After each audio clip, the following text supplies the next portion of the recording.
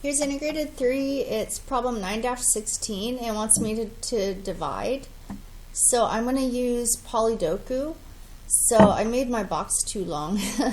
But basically you make an area model with two, so you're dividing by this polynomial. So you want 2 rows. And then you need enough columns where, like, this is going to be x cubed because that's what we're dividing into. And then these two are going to have the x squareds in them. And then these two are going to have the x's in them. So x squareds, x's, and then that's going to be the constant term. And then if I had a remainder, I could write it up here, but I don't think I'm going to have one. So we start, the very first step, I already did it, is to take the first term of your, whatever your dividend is, what you're dividing into, and you put it in the top left-hand box. And then you put your divisor on the left-hand side. And then you ask yourself, x times what equals x cubed? Well, I know that I'd have to multiply x by x squared to get x cubed.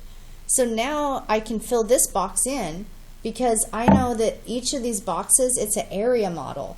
So that means that the length times width is what goes inside here. So it's going to be -2 times x squared. So that's -2x squared. See, I'm just multiplying like an area model. Now, this box and this box, these are going to have x squareds in them. So they have to add up to the x squared term. So that means this has to be 0. So I'm just going to put a 0x squared in here just to remind myself that it has to be 0. So x times something equals 0x squared. So I'm just going to say, I don't know, 0x. We're not going to write that part because it's just going to be 0. Now, this box is length times width or whatever, so I have to go -2 times 0x. Well, that's going to 0 out.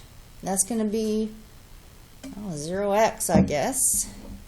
Just 0. And then this box plus this box have to add up to 25. So I don't have a choice. What has to go here is 25. They have to add up to 25x. So 25x. And that kind of forces this right here to be 25.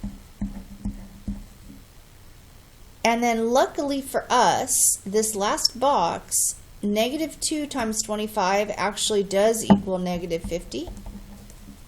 So that means we have no remainder. So I can say that the quotient is x squared plus 25, because I'm not going to write the 0x. So I'm going to say that equals x squared plus 25. And that's all.